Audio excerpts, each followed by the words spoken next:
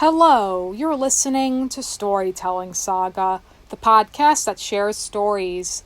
I'm your host, Allie, and this week I'm discussing New Girl, created by Liz Meriwether.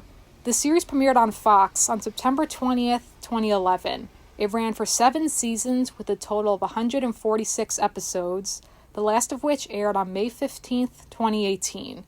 And I first started watching this show in 2014. It was after season 3 had finished, so I started watching the new episodes each week, starting with the season 4 premiere. And the whole reason I started watching it in the first place was because I had submitted a spec script to a bunch of different contests and fellowships and things like that, and for one of them that I had submitted to, one of the perks was getting to actually speak with a TV industry person and just get advice and notes on your script. So I spoke with him over the phone, and one of the things he suggested to me was to read as many pilots as I can. That was just one of his words of advice. And one of the shows he suggested in particular was, in fact, New Girl. So I looked up the pilot online, and actually the original working title, for that script anyway, that's online, was Chicks and Dicks. I have to say, reading that pilot right off the bat, it just captured me. I just already fell in love with the characters and the voice of the show. And I had heard of New Girl beforehand, but the only thing I really knew about it was that it stars Zooey Deschanel. So then, reading that pilot and then watching the pilot afterwards, and just seeing all of the changes with the characters and storylines and jokes, I just was already captivated by it. And I will say, to me, it's still one of the strongest pilots there is. Obviously, though, the biggest change with the pilot, even with the script, that the character of Coach, first off in the script, is much, much different compared to the actual character of Coach that we know in the show, played by Damon Wayans Jr. But then, of course, when the series was picked up, he had left the show because then his other show, Happy Endings, had gotten picked up again for a second season because at the time he thought it wasn't going to get picked up. But then they had to recast that role, so then they created the character of Winston, of course, played by Lamar Morris. So that was the biggest change from the pilot to the second episode of the show.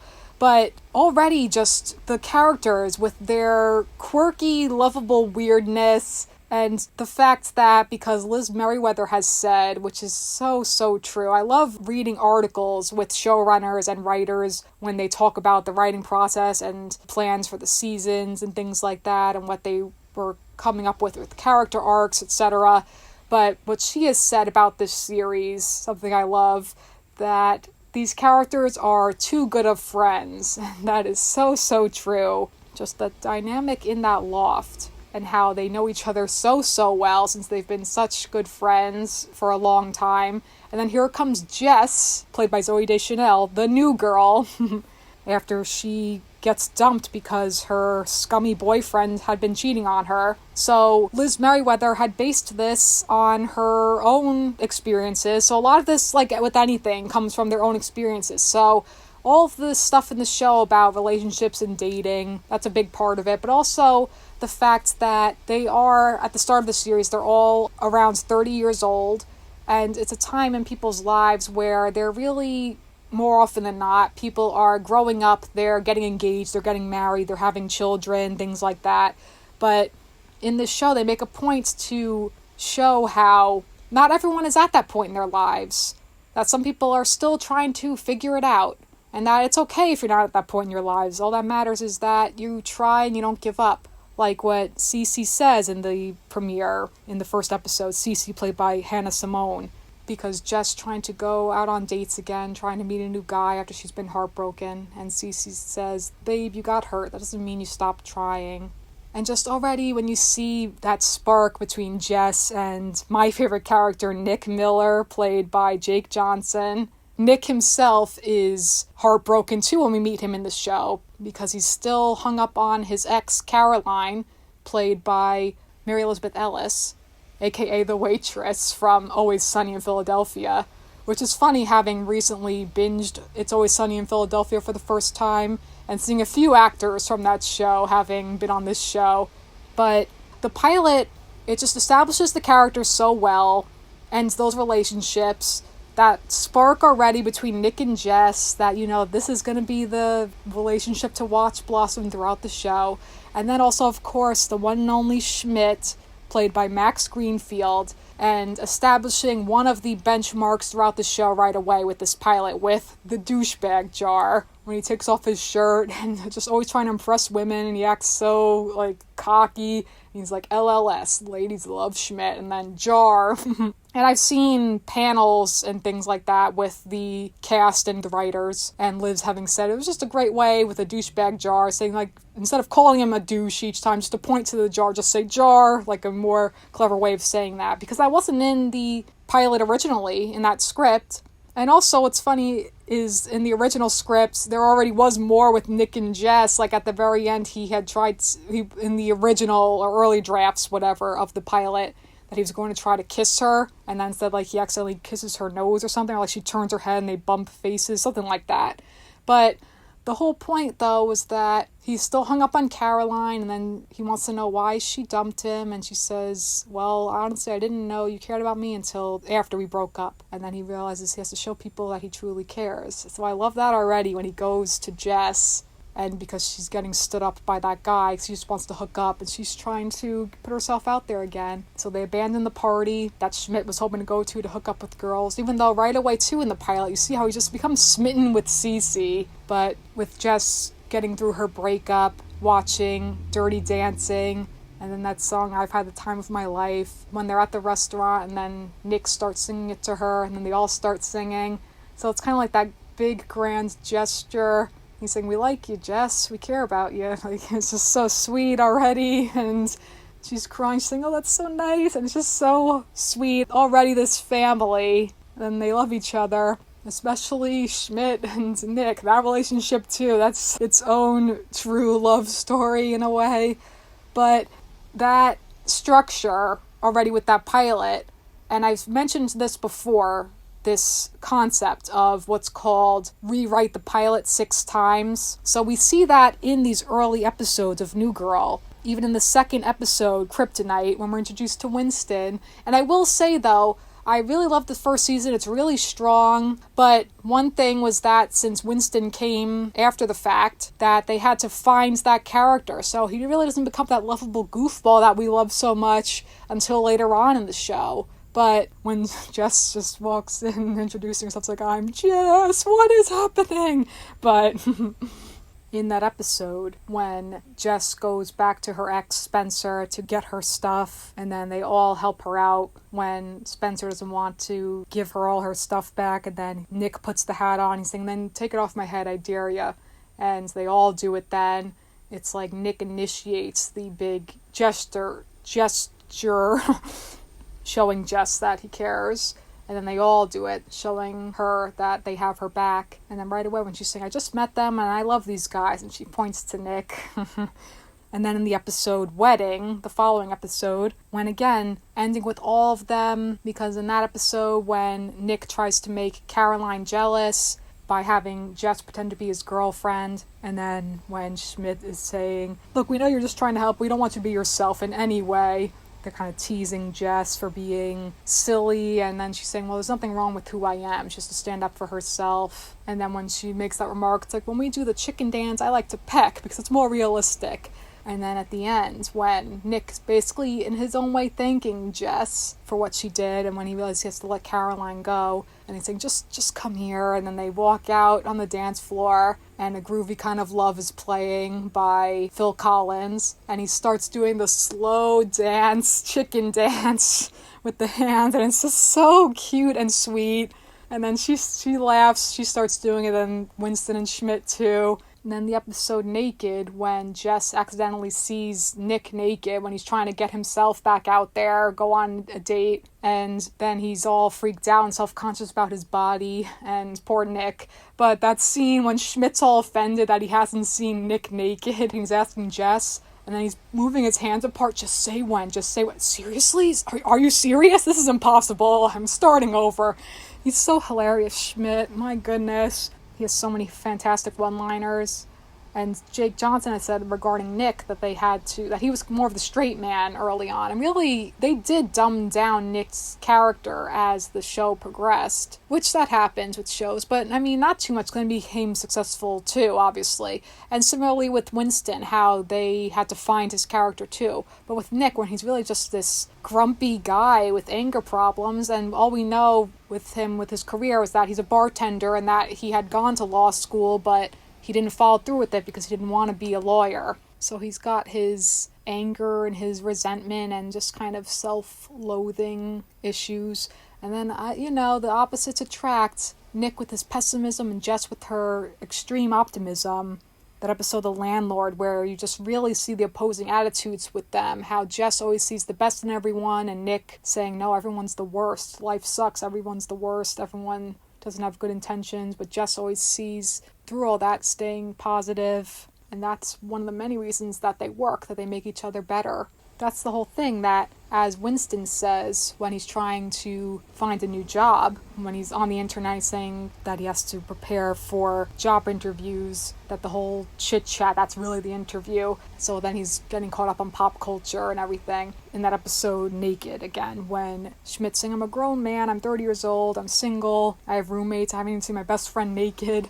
So that none of them have their lives together. But then Winston has that nice moment where he says, well, what I've learned from being on the internet and seeing all these weird viral sensations and everything is that it's okay if we don't have it figured out right now. Our moments will come. So that's a great reminder. And then in the episode Cece crashes, when Cece stays at the loft for a bit.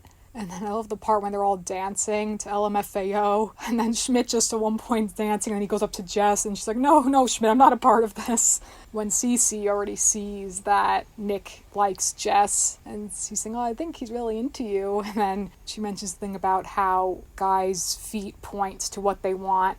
And that's so true about body language. So then when Jess gets all freaked out when Nick's feet are pointing at her and she sees other people when their feet are pointing at each other, when the guy's feet are turned away, when she just sees other people at the drugstore. But I've witnessed that in real life too. Since it's involuntary, it just tells you the truth. But Jess freaks out because she wants to take things slowly. But then I love that part at the end when then they're brushing their teeth and she says to Nick that, I'm sorry I was so weird. And he's like, it's okay. And then you just see both their feet turn away. They're both turning to each other. They both are into each other, but taking it slow. And that reminds me with those panels, too, that Zooey Deschanel had said that directors would tell her and Jake to tone down the chemistry, that if she touched him, they'd be like, no, you can't touch him, because it was so obvious that they had that natural chemistry with each other, the actors. Because, of course, in a show, you kind of have to let the whole will they, won't they thing pan out. But then the episode Thanksgiving, when she brings home the first guy she likes after Spencer, when she starts dating Paul, one of the teachers at her school, played by Justin Long, and they're just so similar to each other. But that too, again, with similar structure with the pilot, as I said, rewrite the pilot 6 times. When that one ends with them at Best Buy, and then when Paul shows up, the people are getting annoyed that he's cutting in line, and then Nick's saying, well, relax, and he's saying, this spot's for Paul, I'll go in the back, and then they say, well, come too. Another just nice gesture, and they all do that for Jess. But again, that tension between Nick and Jess, when Nick is so clearly jealous of Paul, and then when Jess is saying, I don't care what you think, and then he says, then why did you ask me? When he just kind of calls her out on things. But then when they're trying to do the Thanksgiving dinner and put the turkey in the oven, they're trying to shove it in, and then Schmidt just at one point when he says, we've all been here, am I right? Oh gosh. But then in the episode Bad in Bed, when Jess is freaking out that she's not sexy enough because she's only been with Spencer the past 6 years, and that she's just nervous about that when they finally just have sex in the elevator. But then there's that part, though, when she is watching porn on Schmidt's laptop, and she's saying, teach me how to be good in bed. And Nick's just like, no, I can't do this. Like, just take off your clothes, Jess. And then they're all trying to give her advice. And then Schmidt asks Jess, which of the 3 of us do you think is the best in bed? And take emotion out of it. No one's feelings are going to get hurt. And she's like, no, I'm not doing this. But I think, in my opinion, with the three of them, Nick, Schmidt, and Winston, no offense to Nick and Winston, but I think hands down it's gotta be Schmidt who's best in bed. Because of that whole scene in the episode Eggs, which is later on, that's in season 2, when Schmidt talks with the OBGYN, Sadie, Jess's friend, about female pleasure, and he's saying, oh yeah, so what I'll do is all these euphemisms, basically. It's just so hilarious, though, that entire scene.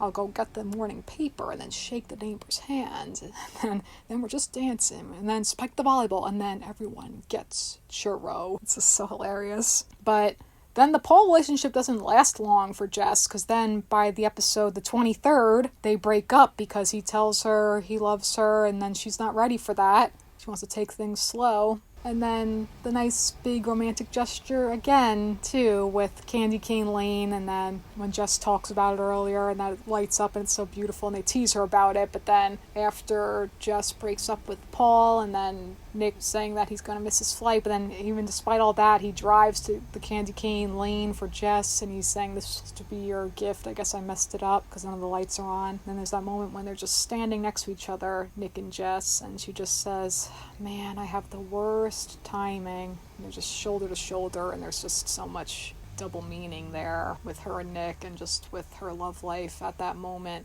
And then he just starts saying, hey, turn on your lights. And then they all join in. So another one of those moments where first Nick initiates it, and then they all join in. And all the lights turn on. It's beautiful. And they all hug. And so sweet. It's like, now get out of here before I call the cops. And I go, oh, okay.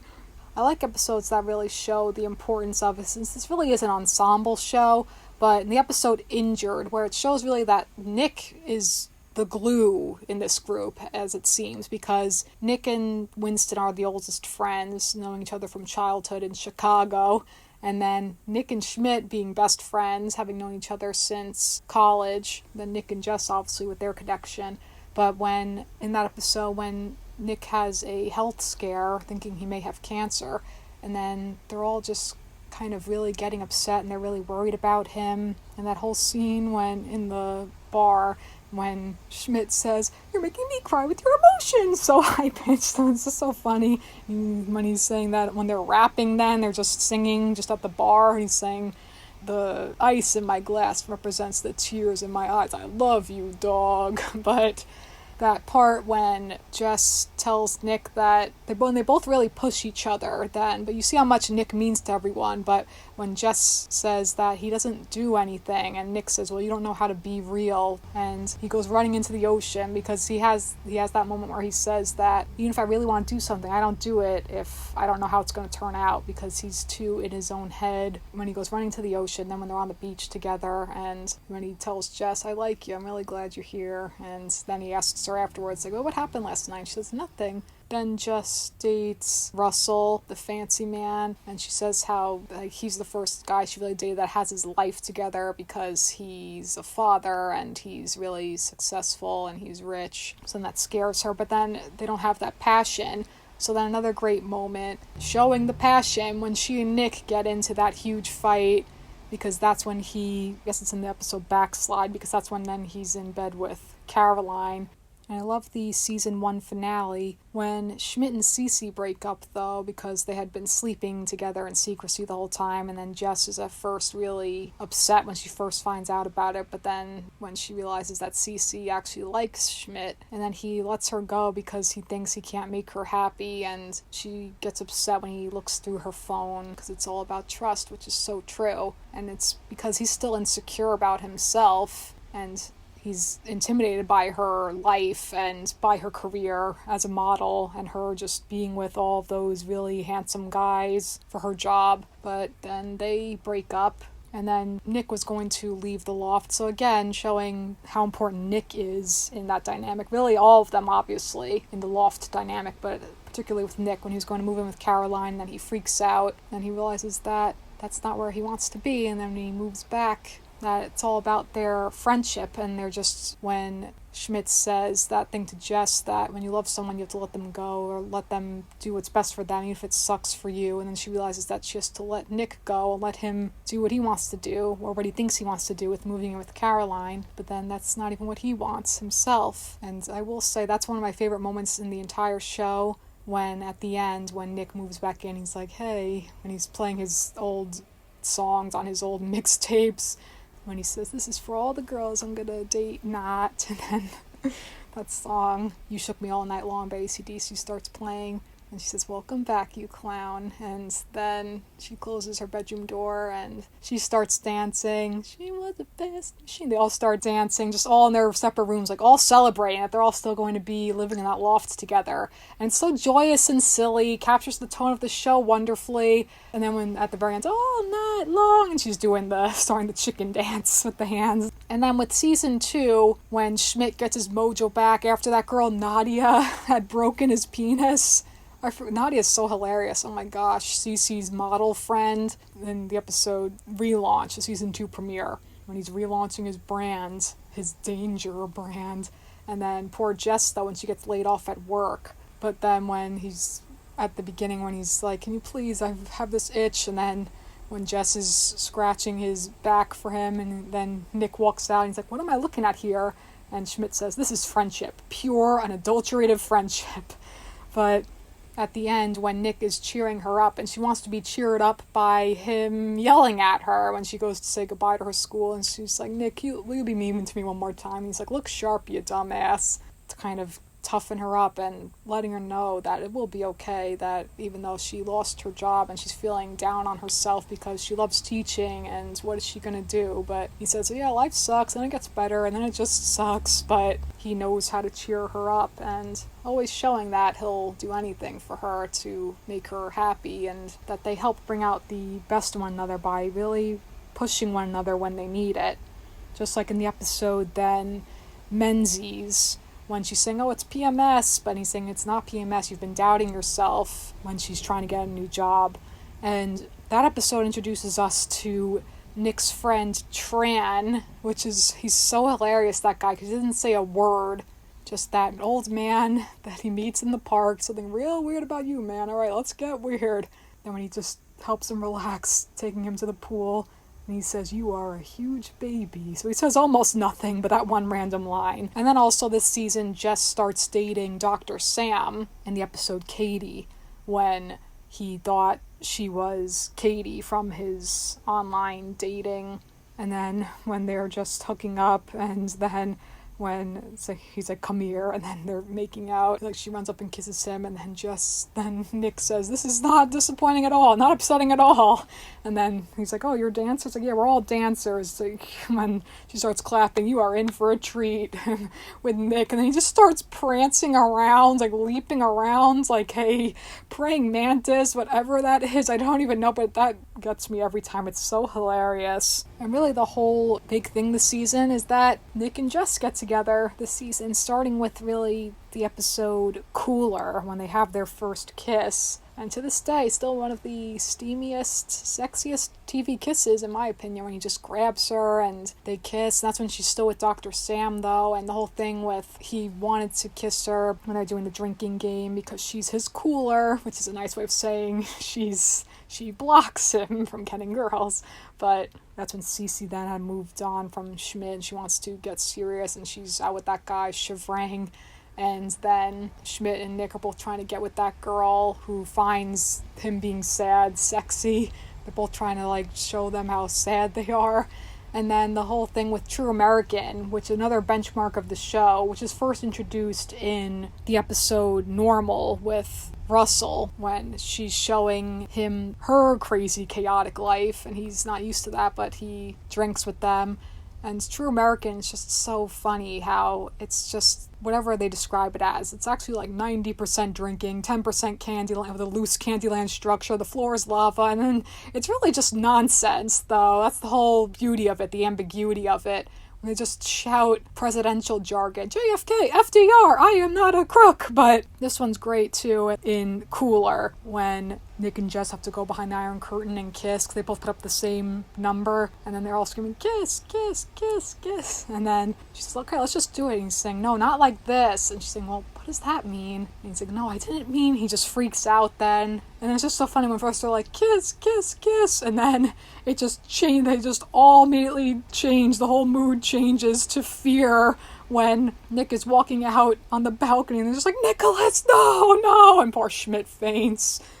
And then Dr. Sam saying how, oh, well, can't believe he jumped out, like he walked outside the balcony instead of kissing you. He's like, yeah, I'm an idiot. Well, he's missing out. And then when he had been wearing that women's coat the whole time, and then he's like, yeah, I'm gonna miss trench coat, Nick. So the whole thing is like, then it's real then. Then when he just grabs her and kisses her, and he's like, I meant something like that. Just the perfect line in that moment. And then when Dr. Sam throws that melon that Jess had drew Nick's face on, it's like, don't draw my face on a melon. But then they have to figure out what they mean to each other, and then are they going to go for it? And then it still kind of drags out, but that whole arc is fantastic, all of those episodes. Table 34, parking spot, Tinfinity with Schmidt and Nick's 10-year anniversary of living together. It's like, Tinfinity, 2 hearts, and poor Schmidt. Now, he shows so much, really, how much he loves Nick, how Nick is his best friend, and Nick, he loves Schmidt too. He just is less enthusiastic about voicing it all the time. Because there's so many instances where Schmidt just kisses him, like the Fredo kiss thing, which were just apparently always improvised things. Even in that episode, Sia, he does that, and he's like, unacceptable. But in Tinfinity, when then Shivrang proposes to Cece, and they're saying, oh, it's infinity because they're going to be married forever, and poor Schmidt is upset because he's still in love with Cece, and he says how I thought I'd be the one boning Cece for the rest of her life. It's like, yeah, we all thought so, pal. And then Schmidt's saying how that this is what they're celebrating, like their friendship, because Nick was saying, what are we celebrating? That you're living with your college roommate for 10 years, that having this whole huge party, and Schmidt really goes over the top with it. I love that line when he says, I can't talk right now, I'm writing a strongly worded email to my florist. And Jess is struggling with her feelings, that she wants a new mouth on her mouth, and she wants a guy who can express himself. And then Nick's saying, that's not really what you want, is it? And then in the episode, quick hardening caulk, when she ends up on the pain meds and she says she wants to sleep with Nick, and then when they start hooking up and then the aquarium fish tank thing shatters, because Schmidt was trying to get the fish CC, the symbolism for CC, it's so dumb. And then the episode Chicago is so touching, always gets me every time, when Nick's father passes and they go to Chicago and they see that other side of Nick, how he's really the man of the house taking care of everyone. And then when Schmidt says, don't laugh when they call Nick responsible, they don't know why that's hilarious. But when they want Nick to do the eulogy, and then they're all screaming at him, you should do it, do the eulogy, all his family, and then Jess just quietly says, you should do it, and he says, okay, I will, and he's stressing out about it. And then the whole thing with having the Elvis theme with the drunk Elvis, but then Jess is dressed up as Elvis, so another thing showing Nick that she's got his back, and when she's saying how, and you and I both know it can get really, really stupid, but I'm here for you, and I'm going to hold your hand. And then he finally does the eulogy, and it's really touching when she walks up and holds his hand. That always gets me choked up. And the B story with Schmidt being freaked out about death, but then when he puts his head in the coffin, I could do this all day. Like, oh goodness. And Winston's trying to help him out, and he said, Winston, I always thought you and I would be rivals for Nick's attention, for who wore Easter colors best.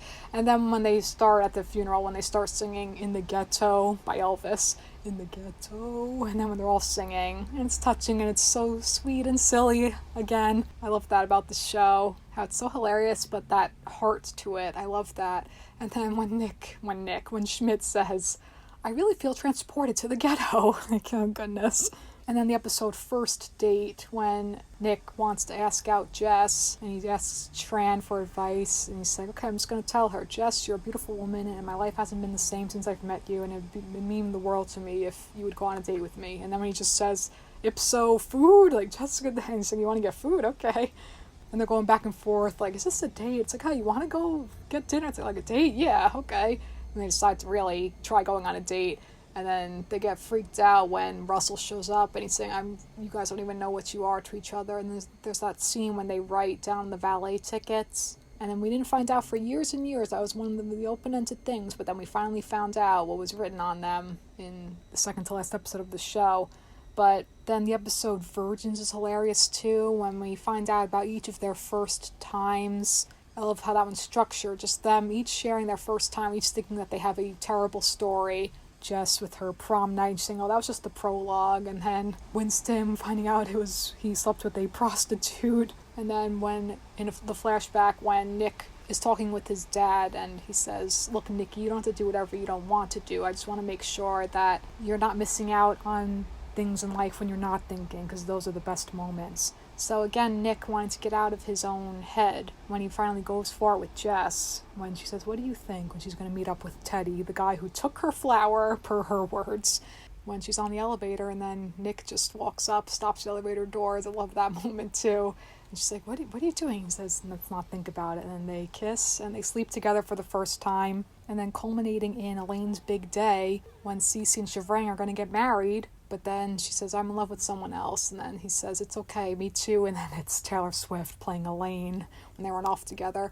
But Jess still kind of having doubts, because when her father had shown up in the episode Winston's birthday, the day after they had slept together, and then Jess is going to be starting a new job. So all this crazy stuff is happening, and then her father's saying, why this guy? He's like me, and I'm not good enough for my little girl because he's childish and he's doesn't have a plan for his life. And then when Nick decides to prank the wedding with Schmidt and Winston, because Schmidt had walked in seeing Cece and realizing that she didn't want to get married because he's still in love with Cece, even though at that point then he had started dating Elizabeth, who was his college girlfriend, who he had lost his virginity to.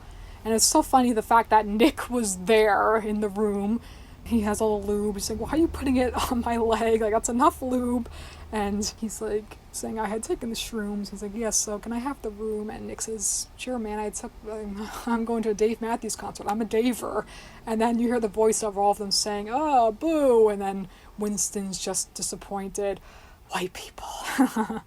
Just funny. Of course, Nick was there that night, but this was so hilarious. But then when, in the season 2 finale, when Cece's telling Schmidt that he has to choose between her or Elizabeth, that classic thing in sitcoms, having two people, you gotta choose one of them, and he just runs away, Schmidt.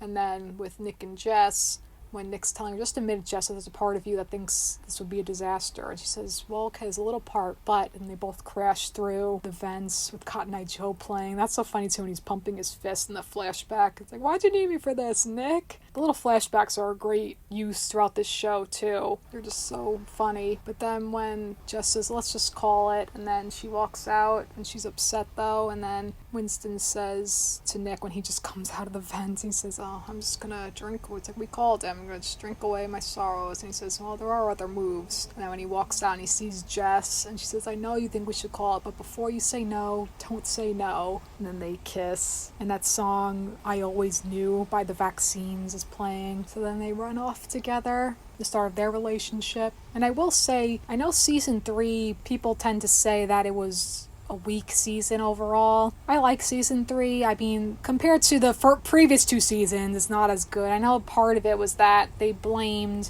when I say they, I mean critics and fans, I guess. And also, since this was when I started watching the show, I started watching it after season 3. I watched the last few episodes that were available on demand at the time, and then I started watching it with season 4 each week.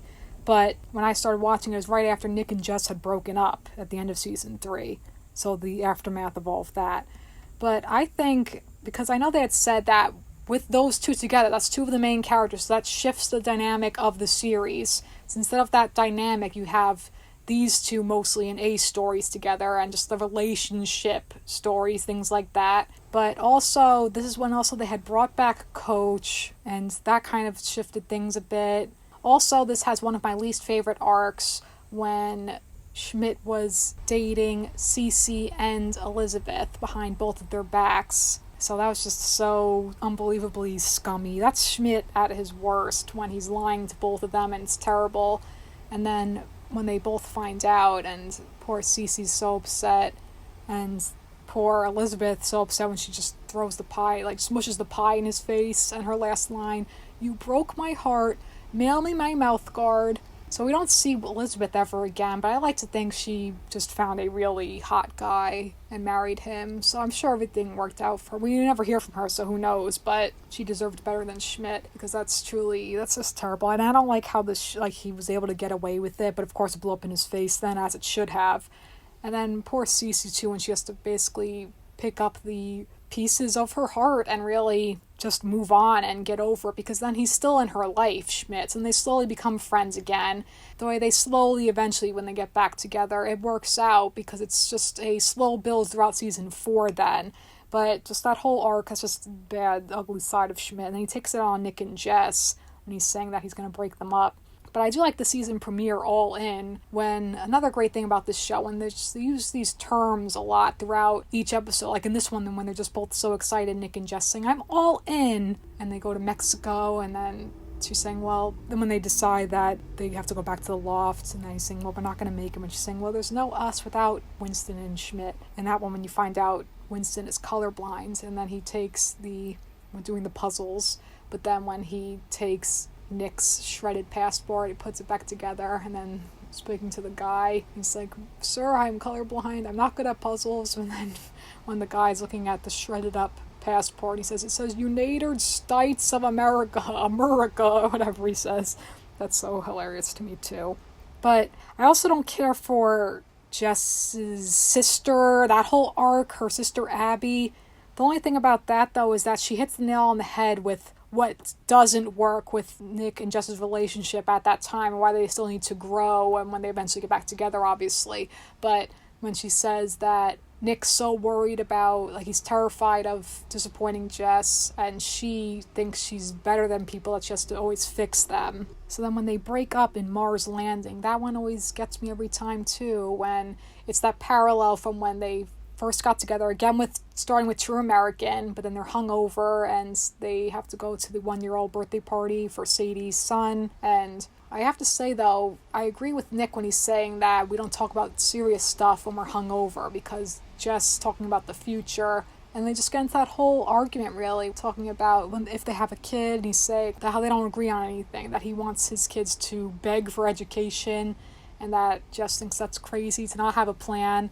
And Nick, though, when he says, can I just be honest, that even with all this stuff, that no matter what, you can have a plan, and that life just happens, and that you can't plan for things sometimes.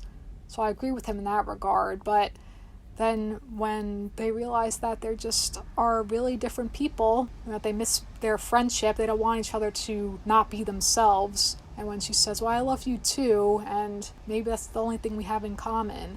So then when they break up, and it's so devastating, because they do still love each other, it's just that they don't see eye to eye with things. So then when that parallel, when in the hallway, when he had grabbed her and kissed her that first time, and then this one when she grabs him and she hugs him, and it's just so sad and emotional. But another huge episode, though, that I have to mention this season is the Prince episode, of course. And that one had huge ratings because it was after the Super Bowl when it aired. And it's a big episode because Prince was a fan of the show, which that was so cool. And when Prince had passed away, sadly, I remember reading an article that Liz Meriwether had written about her experience working with Prince for this episode, and how he suggested things, like he had suggested the lighter instead of a flashlight when he's telling her don't be afraid, because he helps Jess not be afraid to tell Nick she loves him, when he had told her. He just had blurted it out. So that was a huge episode, obviously. And the episode Birthday is sweet too. How everyone really had a birthday episode except for Nick, which I'm sure he definitely wasn't a fan of birthdays, so it probably worked out. I'm sure it would have been something like if they had done one with Jess trying to make a big deal out of it, but him just being like, no, I don't celebrate my birthday, but then he would have liked it because he loves Jess, of course. But when she's all upset because she thought Nick didn't plan anything, and then she's saying, I'm disappointed in Nick, and I'm disappointed in myself for being disappointed in him, because really he had planned that whole big party, but then he hadn't planned anything for the day to keep her distracted. And then there's that whole bake-off thing with Coach and Winston. It's just so funny when Coach says, I'm gonna bake a cake so moist. Girls are gonna say, ew, why do you say moist? I hate that word. And I'm gonna be like, taste the cake. And they're gonna say, damn, it's moist. But this season, it's great for Winston, because that's when he decides he wants to be a cop. And really, Cece's the one who suggests it when he says, I like the detective work. And she says, have you ever thought about becoming a cop? So then when Nick and Jess had broken up, then they have to kind of hide it for a bit because it's Winston's big day that he got accepted into the police academy. And they do the honey roast for him. And Nick talks to Tran, how he always goes to Tran when he has problems, like with Jess, since he had first gone to Tran when he decided to ask Jess out in the first place. And then afterwards when they had broken up and he's saying, I'm not okay. And it's hard for both of them. They're both trying to hide their feelings. They're trying to just be there for Winston. And he appreciates all of that. And it's just really sweet that he's saying, oh, and you guys still did all this for me, even going through what you're going through. So Winston really coming into his own, finding his true career path and his passion, because before that he had worked in sports radio throughout seasons 1 and 2. So then that's awesome for him. And then when they go on the cruise in the season 3 finale cruise, and they're trying to figure out their just new dynamic as exes who still live together, Nick and Jess, because they still value their friendship. So then, at least with Winston, he has his career success, and it takes a little later on before he finds his true relationship, his true love with Allie, his police partner, because then he had dated that girl, Daisy, who he meets in the episode Cooler. So then she had been cheating on him. And then the only good thing that comes out of that relationship is that he takes her cat Ferguson, and that's the true love right there, him and his cat Ferguson. How first he was gonna kill the cat, he's like, I'm gonna kill her cat Ferguson. And then he keeps little Ferguson. It's so cute, I love Ferguson, this little smush face, he's adorable, Ferguson. And when he's saying, oh, we are gonna split some pasta, he loves Ferguson. So then, in season 4, I remember reading articles about it, and how the writers said that they wanted to do a reset of the show in terms of the dynamic and having Schmidt get his mojo back, things like that. So then they do the episode right off the bat with all of them trying to get laid with the weddings and the last wedding in the season 4 premiere. And then when Jess is trying to get with the best man, she's like kind of competing for him. And then she says that line, my first crush was on a Batman cake, but my first sexual feelings were about teenage Simba, because he's hot, and to be honest, I still think he's hot. That line is just so specific that it has to be someone, like I'm sure one of the writers, that was their actual crushes. Just too specific, it's just so funny. But then it's with Jess again trying to put herself out there. That episode Dice, when Schmidt helps her with the whole dating scene. And she says, look, I know I'm gullible because everyone tells me that and I have no reason not to believe them. That line's so funny too. And all of the episode Landline, when they get the landline, they just don't know how to work it. And then Nick becomes like the secretary for Schmidt and Winston. He's saying how he misses them. And this is when then Coach was still in this season. So they found better stuff for Coach, because really it was kind of a mess too, part of season 3. How he's going to fit into the loft again, the dynamic of the loft. But then when he gets a teaching job at Jess's school, and then when she starts to develop a crush on one of the teachers, Ryan Goes in You. Which that too, hearing that for the first time, it was just so hilarious. Like, goes in you, goes in me. Oh, goes in you. I can't. It's just to fight her feelings because it's against the rules to date a teacher since she is vice principal. But whoever came up with that too, that's fantastic, that last name. And probably it sounds kind of more French than British since he's British. But then when they end up dating for a bit, now he seems so perfect. Because then Coach ends up finding a loophole that they're able to actually date. I love in that episode when they're trying to do the answering machine. So then Cece's doing the answering machine, and he's saying, just put nothing on it. And then she's saying, hello, you reached the loft. And then Schmidt says, oh my God, will you not stop until the whole world is aroused? And then that's on the answering machine message. This is so dumb, oh my goodness. He's saying it's too sexy. There's just so many hilarious episodes this season. Also, definitely Background Check. That episode, definitely a huge fan favorite. So hysterical when they have to do the background check for Winston when he's doing the police academy. And they're kind of doubting it, though, that he could be a good police officer. But then afterwards, when the woman's saying that he's passionate, he's a great cadet, he's going to make a fine police officer. And that woman, though, she's just the no nonsense, just wanting to get her job done. And they're all just trying to help Winston. And poor Nick, terrible at lying. and he just freaks out and he's sweating, he's confessing all of his secrets, just so ridiculous. And then Coach is saying, oh yeah, because Winston is a big brother for Duquan. I'm going to go get him. You're going to go get Duquan. It's just so ridiculous. And then when Schmidt pretends to, it's like, oh look, it's my girlfriend Cece. So throughout this season too, how they become closer again, Schmidt and Cece, how Schmidt really does redeem himself, and how Cece begins developing feelings for him again. But also in just back to background check, when Jess freaking out with her what she thinks is meth, and then it turns out to be aquarium rocks, and they have to like hide it. It's just so dumb. And then when Nick says, would you like a grape shoved into your, given to your mouth, handed to your mouth? It's just so dumb. Oh my goodness. And then also another Thanksgiving episode, Thanksgiving 4, where it should have really been called Bangsgiving, but they couldn't title it that. But Bangsgiving, when they all want to set each other up. Schmidt saying we're all going to bring dates for each other. It's just so funny though. And that's when then Jess and Ryan hook up. And then I do also love the episode Coming Out, because when they reveal their relationship to everyone at the school. And one of my favorite scenes that doesn't involve everyone in the loft is in that episode Coming Out, when she says, Mr. Ghost and you and I are dating. And then everyone's like, no freaking way. The nurse, she's so hilarious too, when she hooks up with Ernie, aka Coach. But when they're all angry with her about that, and then when that one teacher, the biology teacher, when he's saying, oh, so that's who you date? Should I call my mom and talk to her about passing down her wide flat ass, whatever he says? And he's just mimicking a call, like pantomiming a call, beep beep beep, hello ma, I'm not calling about that, just listen. I said just listen, it's about my butt, should I continue? And Jess is saying, I'm gonna say no. It's just so dumb. And then the whole thing with the crystal with Winston, he's saying, I've been here the entire time, and Coach wants to be more sensitive. And then when he puts on the crystal at the end, they all start dancing, any man of mine. It's cute. So that episode's just hilarious to me. That whole scene in particular was hilarious to me.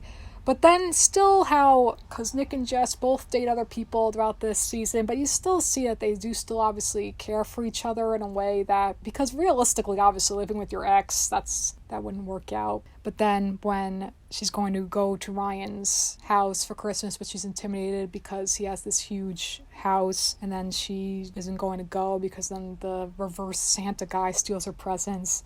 And Billy Eichner is in that episode playing a flight attendant. And another sweet, one of those big grand gesture things when Nick gets off his plane and the rest of them do, saying that she has to go for it with Ryan, that she's got to try. And it's really sweet. And then just seeing more business ventures than when Nick and Schmidt buy a portion of the bar together. And we see Schmidt more success with his job when he gets the sponge account. And then Jess ends up breaking up with Ryan because it seemed perfect, but then they break up. And then also Nick had been dating Kai, that girl Kai who was trans granddaughter, and then they break up because he becomes too ambitious with the bar. So it's showing signs that he's growing. And then Jess breaks up with Ryan because then he had bailed on them when they were in Oregon for her dad's wedding, when he's getting married to that girl, Ashley, played by Caitlin Olsen, Dee from Always Sunny in Philadelphia. But in Oregon, when Nick's saying how the only thing that matters is that he's there for you. So again, it's just a sign that, because Nick's there for her, but Jess is saying, love is never what you think it's going to be, is it? And just another hilarious line I want to point out in that one, when Joan is crying because Ryan doesn't show up, and then Winston says, Joni, I don't want to lie to you, so I won't. There's shells all in these eggs. It's just so stupid. Oh my gosh. And then when Schmidt starts dating that councilwoman Fawn Moscato, she's hilarious. But then you see how, though, he still cares for Cece and that he'll do anything for her. And then the season 4 finale is fantastic too. I will say too, the season finales in this show, some of my favorite episodes. This one in particular is one of my favorites. I love how when they kind of tease the whole Nick and Jess thing again with their sex mug, and then at the end when they both go to take it out of the trash, and then they both see that it's missing, so they both think the other one took it, but then you just see Winston with the mug. He's saying, well, now it's a cat mug. It's great though, because then Coach was leaving when he decides to go be with that girl May. It gets meta here and there when Winston's saying how about Schmidt, that I bet he said something chauvinistic stemming from insecurities, but that leads to something ultimately endearing, because Cece then decides to go climb that mountain to get over Schmidt, but then they call Cece trying to get in touch with her that he had broken up with Fawn, And then the whole thing with clean break, that Coach is going to make a clean break, taking only the essentials, and then Winston saying, oh, message received, we're not essential. And then Coach eventually gets emotional and, of course, saying that he's going to miss all of them. But then the whole thing with Nick and Jess, and when she had put the mug out, because when she had broken up with Ryan, but then she wants to know if she does anything that makes him want to put the mug out, and he's saying no, and then he's saying, then afterwards he's saying, do you honestly think I haven't thought about it? He's saying, well, just think about my living arrangements. I live across this hall from my beautiful ex-girlfriend, and you live across the hall from your beautiful ex-boyfriend. And the whole thing with, to be fair, I've been doing my burpees, and it shows. And that whole part when he does his burpees is just like this sad, pathetic excuse for her. Not, it's like nothing. You hear his bones cracking. It's just so ridiculous. Not even close to being a burpee, but it's so funny. And the whole thing with Schmidt, with his CC box that he gives away, and he's like, no, CC, no. And then with that guy, when he walks up, he's like, oh, sir, I need to get a box out of the donation box. And he says, you Jewish? That was like so hysterical to me the first time I saw that. Oh my God. Because the look on Schmidt's face, like the wheels turning in his head, like where did you connect that? Like what the hell? It's just so ridiculous.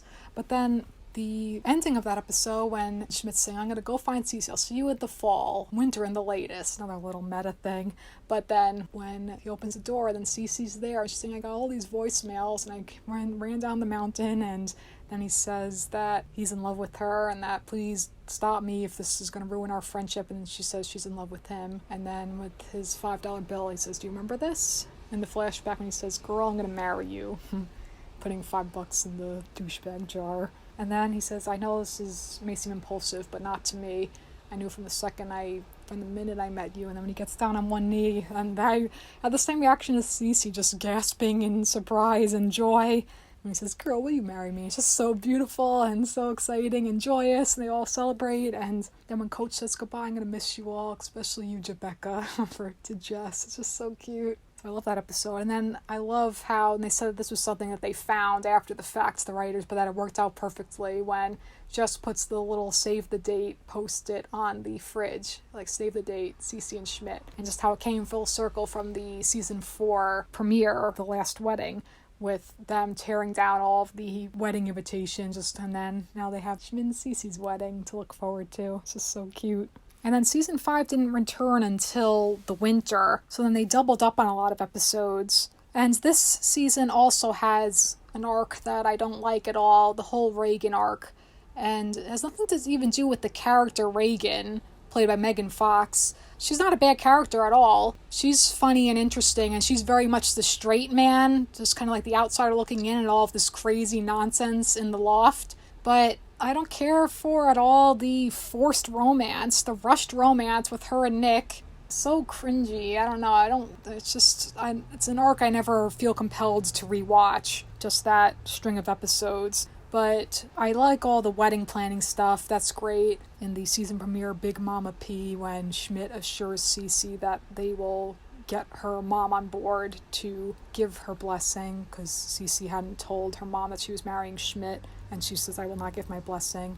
And another benchmark of the show I forgot to mention, since it's in this episode, with Prank Sinatra, with good old Winnie the Bish, with his pranks that are either way too big or way too small. So in that one, when he puts the feather in the mom's shoe, he's like, ticklefoot.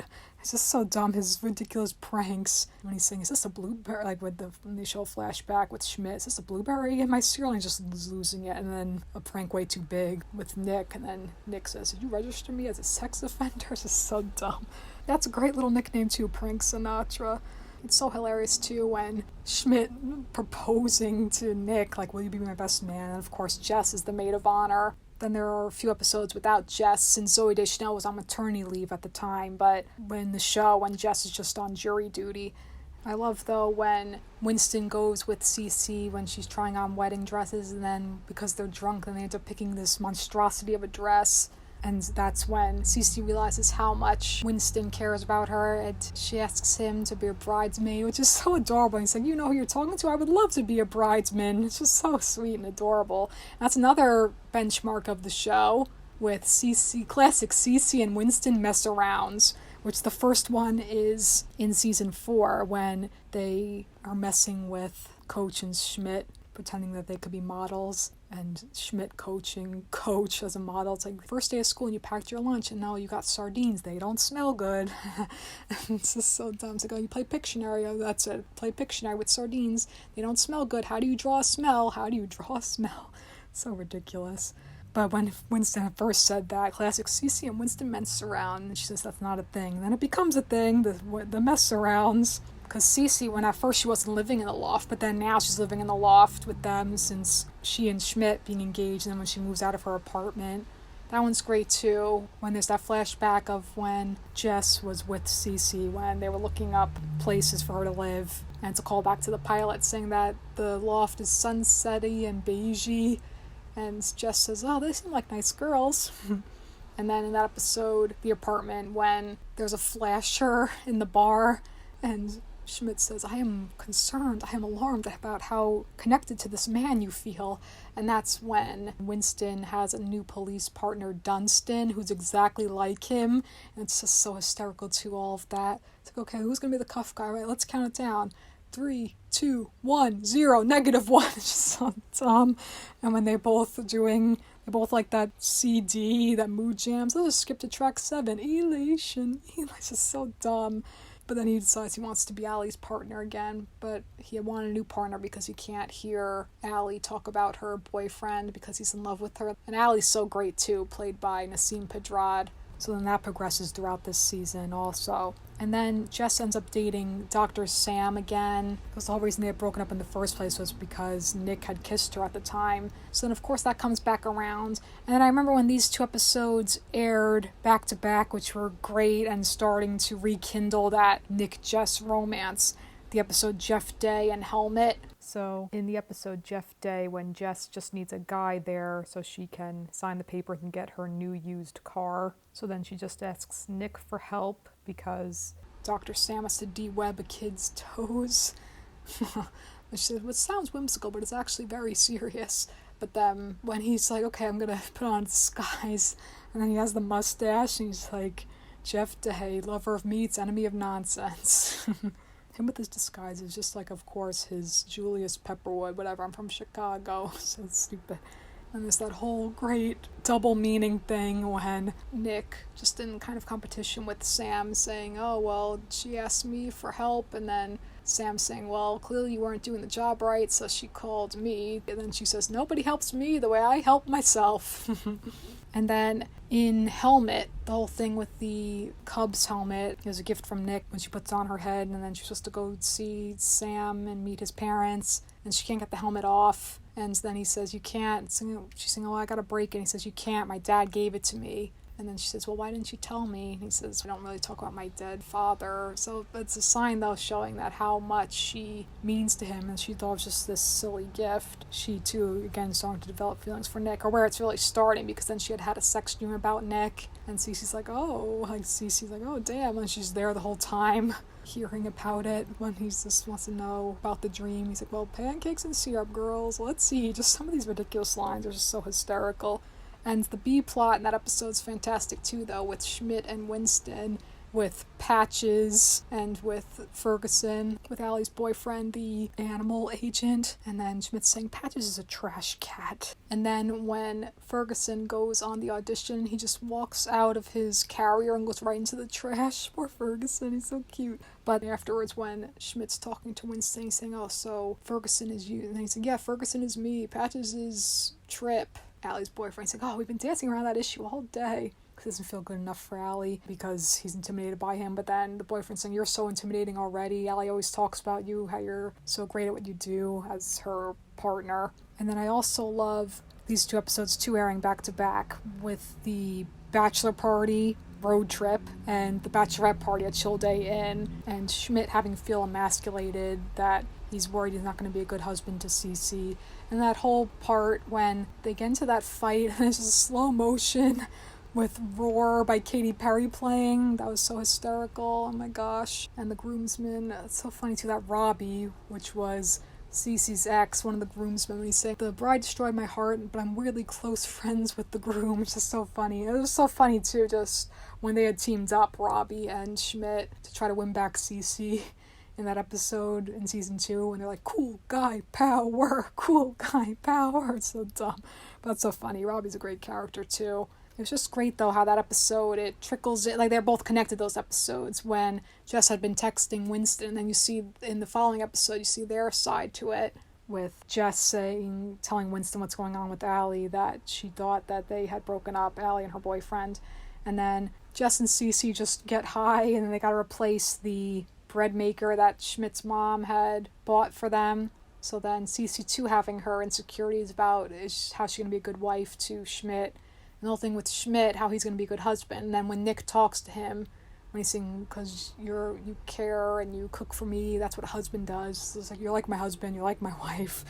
So Nick, every once in a while, really showing his emotions with Schmidt. Because Jake Johnson actually had said that if you look at the show and just all the times there's been an emotional conversation talking about his feelings, it's like less so with Jess and more so with Schmidt.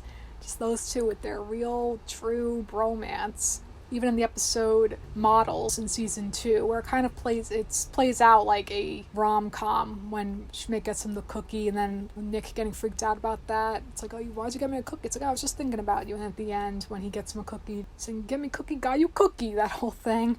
And then when he's hugging the two of them, it's like, I love you guys. But then in A Chill Day In, when they steal the bread maker and then they destroy it, it's just so dumb. They're trying to replace it, stealing the floor model, and that stupid bread maker feel like baking love. And then Allie just gets involved because she's upset with her boyfriend, and then they're just in mall jail. That's just so funny, that episode, oh my gosh. And there's a slow motion too, when they had been dancing to that song, Return of the Mac. So then when they're fighting with that mall guy, it's just so hysterical. And then at the end, when Winston professes his love to Allie, but then she's saying that they hadn't broken up, but then when he wishes her a happy cop-anniversary, and that's all she had cared about because she wanted to celebrate it with Tripp, her boyfriend, but he didn't care. So then when she sees how much Winston cares, and she kisses him. So it's just so cute that she reciprocates the feelings because Winston had wanted to show Allie how much this whole time that he loves her. So then that's so adorable. So then when Jess just says, Allie, Winston has a crush on you. Because that's the thing too with this show, being too good of friends, how they all get so involved in each other's lives, both romantic and professional. Since also we see how Nick's the one then later on, when Nick had suggested that Cece become a modeling manager herself. And then we see how Jess involved later on too, when she gets involved with Winston and Allie's proposal. And then the wedding. There's a lot of wedding episodes in this show, but they're all fantastic also. With Cece's second wedding, first off though, Wedding Eve, that one's fantastic. When they just do the intimate story of just after the actual wedding rehearsal dinner, and it's just them in the loft, and Jess thinks that Dr. Sam's going to propose to her and she's freaking out. And I love that part when she's saying, okay, I'm going to go get proposed to. And then she holds up a blanket for Cece and says, bride or die. And she says, here's a blanket I knit you. It took me all year.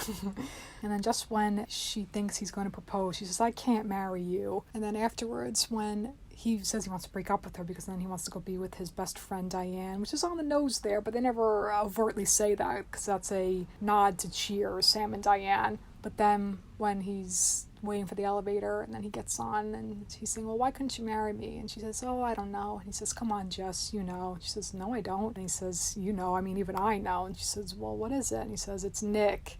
That first time watching it, I was so excited. I was like, oh, yes, finally, because it had been building up again and being hinted at, and then finally he just says it blatantly that it's Nick. She loves Nick. After all that, she still loves Nick. So then in the season 5 finale, I love this episode too, Landing Gear, with their wedding, Schmidt and Cece, and so adorable. And then when Schmidt was going to go try to get Cece's mom, and then it turns out she had just flown out there anyway, because then she says that he had called her every Monday, and she's saying, I am delighted for you to marry this man. It's just so sweet.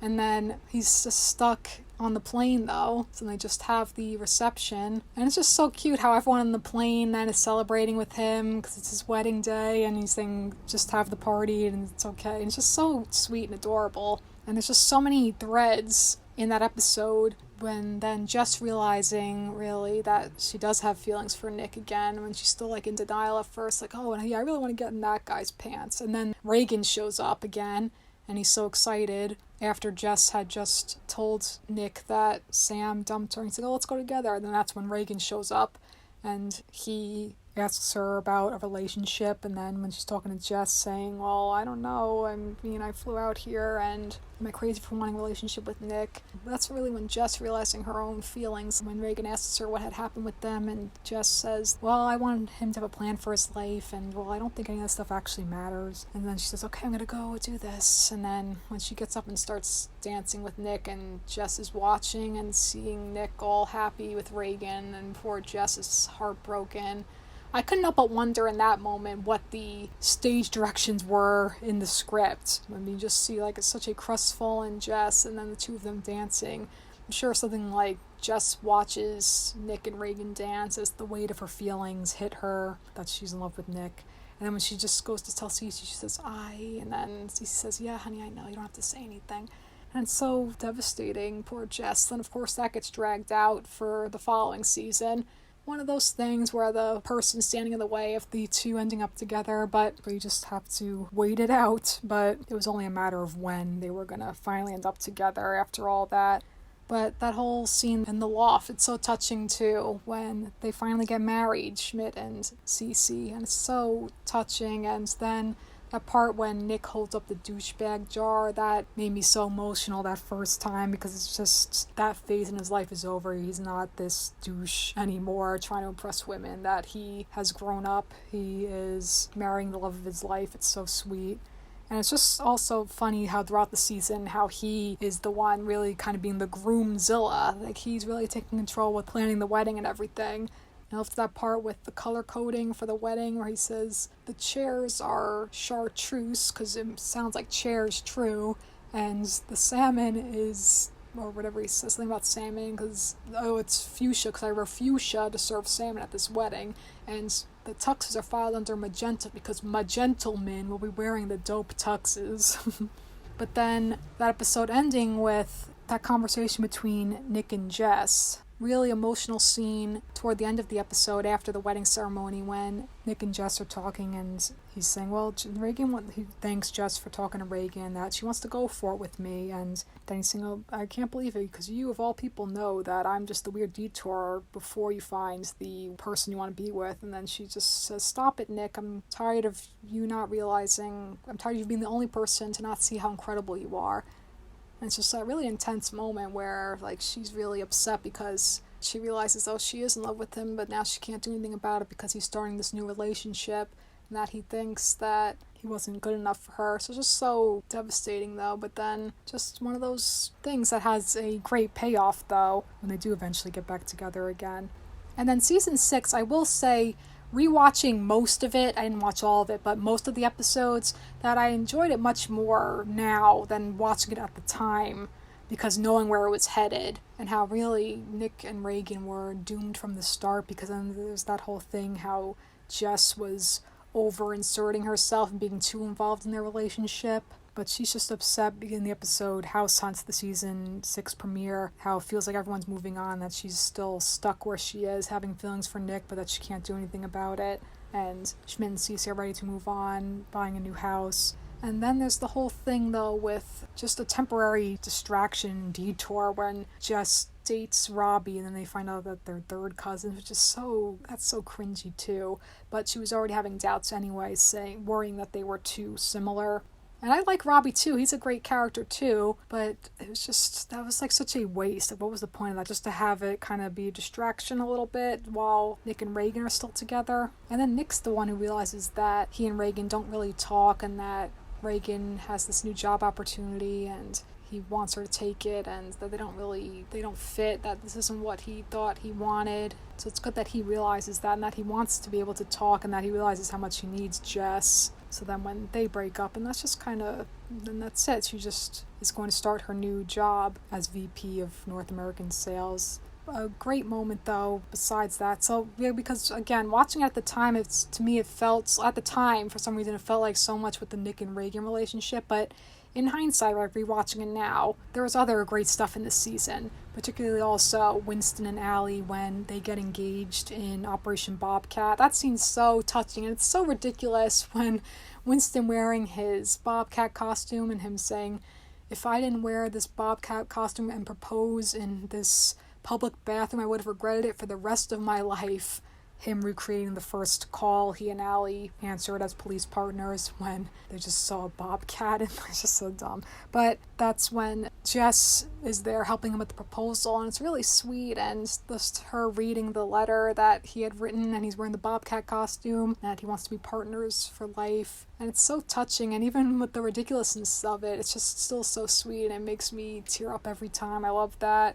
This season also, we find out Schmidt's first name, Winston. That was such a great reveal, too, at the time, that they're both Winston Schmidt and Winston Bishop. And then he wanted his name back, and then he realizes, oh no, take it back, terrible name. But still, there's that growth with Nick and Jess throughout the season, too. How they still, how Nick will still do anything for Jess, when she asks him to go with her, because then she's principal, to go with her to talk to the kids because they're fans of his book, The Pepperwood Chronicles. That's what's nice, too, seeing him have all that success when he wrote his whole book and he dedicated it to Jess, which is really cute. And then that episode Glue, when they both just get high off the glue, and then she's really just, again, heavily involved with Nick and Reagan's relationship, but wanting to help Nick but still try to keep her distance. And then when she goes to her dad in Portland because she's just needs her own space, and then when she tells her dad that she's still in love with Nick, and then when Nick calls saying, I really need Jess, I need to talk to her, and then Jess's dad asks Nick what he would do if he was in the ocean with Jess and a shark was coming towards him, and saying, well, I wouldn't know what I would do, but if I was with Jess, I'd be okay because she's got that heart that's part flashlight and part compass. She's the greatest person I've ever met. So then when Jess's dad says, he may not even realize it, but he's still in love with you. So when she goes back to confess her feelings for Nick, but then when she's at the reading and he's saying, well, Jessica Day and Pepperwood aren't going to end up together. Jessica Knight and Pepperwood aren't going to end up together because they're two different people. And then when she runs out and he says, and he blew it, he had his chance. And again, another fantastic episodes, a little meta here and there when Cece's saying, oh, I didn't know you cared so much about Nick and Jess. He's saying, oh, you can't have been watching these two for 6 years. She's sweet and sassy, he's rough and tumble. And it's great, too, because more growth from Schmidt, how he's a married man now, he's matured a lot, and when before he had wanted them to break up, and now he realizes he wants to help Nick, and then when Nick's talking to that publisher, Merle Streep, what a name, and helping him open his eyes, you've been in love with this girl since you've seen her. He's saying, no, well, the first time I saw Jess was in her room, she was trying to get into the building, and she kept bumping into stuff because she didn't have her glasses, and he's helping realize you're in love with her. He says, I shouldn't be telling you this, but Jess is going to be moving out of the loft. So it's those really high stakes things. And again, with all the callbacks, how they don't throw it in your face, it's just for things that longtime fans will notice, like when Jess is packing her stuff and she sees the little cat hat, one of the hats, the one that Schmidt had worn when they were getting her back her stuff way back in season 1. But then when she's afraid to tell Nick how she feels because she doesn't think that they're going to work out after what he had said at the reading. So then when she's going to move out, and then Winston calls his dad, and he's saying, he leaves a message, and then he says, now it's your turn to be brave, and she's saying, I can't. And then when she's going to move out, though, and then, of course, when he flips on the stations, and then I've Had the Time of My Life is playing, and she realizes she has to go tell him how she feels. And that whole scene when they're just running, when Nick sees her and they're recreating when he first met her, looking out her bedroom window, and then he sees her trying to get into the building, and they're both screaming, stay there! And they're both running to try to find each other up and down the elevator. And it's just so sweet when she says, hey, Miller, and he's like, hey, and he stops the elevator doors, when they're about to close. Just all these little callbacks, just so adorable. And then the doors open and they're just kissing, they reunite, and apparently there was a whole speech with him saying that he's loved her since the moment he saw her, but it was all cut for time. But that just was nice anyway, just the two of them reuniting. And also the whole thing with Cece finding out she's pregnant, but it's just so funny how first Jess picked up, and then Sadie says, Cece, you're pregnant, and then Allie picks up the phone saying it again, so everyone finds out before. Then Winston calls Schmidt and tells him, oh, you're going to be a dad, and then everyone knows before Cece, and then when Schmidt surprises her with all those flowers, it's just so sweet. And then another beautiful callback when they kiss, and he says, it's a caramel miracle. Just so adorable, so sweet. And this thankfully wasn't the series finale, because then the show was close to not, it could have just ended then. It almost wasn't picked up for a final season, but thankfully it was for that final season 7, just those last 8 episodes of the show to really wrap up all of the arcs. And then they have the time jump 3 years later, with Schmidt and Cece and their daughter Ruth. Ruth is so adorable. She's just sassy and has all the little great one-liners, and it's funny, just kind of that sibling rivalry-esque thing with Nick. It's just so funny how Nick's kind of jealous of her. It's like, oh, I used to be your dad's, like, before you were around, I was your dad's little girl. It's just so dumb. But in the season 7 premiere, about 3 years later, when there's all these kind of bait and switches, when it shows previously on New Girl and showing Nick and Jess kissing in the elevator, and then about 3 years later, and then the elevator's door is open and you see Jess with another guy, but then it turns out that was the editor's husband. So then you see that they're still together and they're saying, oh, look what's on your finger, I can't believe it, and you think it's a ring, but then it turns out that they just got into a Vespa accident. And then you see Winston and Cece on a mattress, and it's like, oh, are they having an affair? But no, they're just flipping over the mattress. All like these little psych out moments, which is funny and clever. And then Allie's pregnant with her and Winston's first child. And I love the whole thing with Nick freaking out about Schmidt's mustache. And then it's just so funny. And then at the end, when Schmidt holds up a razor to Nick, and then Nick just pushes it back to Schmidt, and then he holds it back up to him. And then that song, When I'm With You by Sheriff, is playing, and it's so weirdly intimate with them all in the bathroom, then Nick shaving Schmidt's mustache. And yet it's not even weird for these characters. It's just so funny, though. Just he's shaving his mustache, and Jess saying how this is great, I hope we never, like, it's so great being back in the loft. And then you see that first note slide under the door about the change in building management. This season does a good job of just all of the storylines with each of the different duos, like with Schmidt and Jess, how they don't see eye to eye with how they raise Ruth when they're saying, oh, well, maybe, because it's not Jess's kid, but then they're saying, oh, well, maybe we together would make the perfect parent when she's helping them get Ruth into that prestigious preschool, but she's saying that it's a corrupt system, and then Ruth just goes to that little triangles preschool anyway.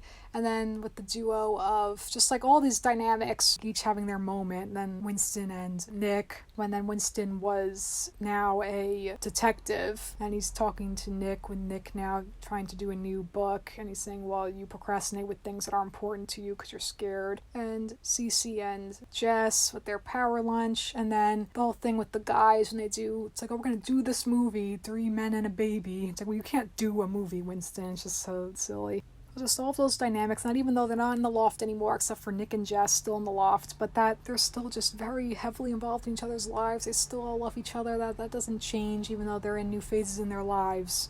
And the whole thing with Nick, how he wanted to propose to Jess that night when they had gotten back from his European book tour, and he was going to propose. That was so exciting too. And then it was like, oh, he couldn't do it then, because then she's saying, oh, it doesn't matter to me if we're not married. All that matters is that we love each other. So then he has to wait for the right moment to do it. And then when it still just kind of gets messed up, but then she's saying, well, Nick, it doesn't matter if it's not perfect. It's you and me. So then he just proposes to her then at that park when they were going to adopt that dog, Mario. So cute.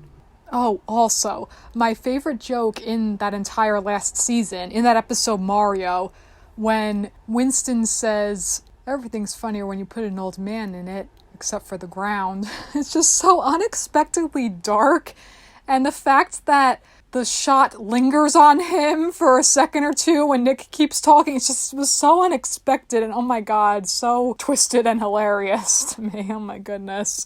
And then sadly there's that episode Where the Road Goes, when poor Ferguson had passed. He had been gone for a year. It's just so sad. Poor Ferguson. And then Coach comes back. This whole thing where he's arguing with Nick because he had loaned Coach money, but then he's just really upset because he just misses talking to Coach.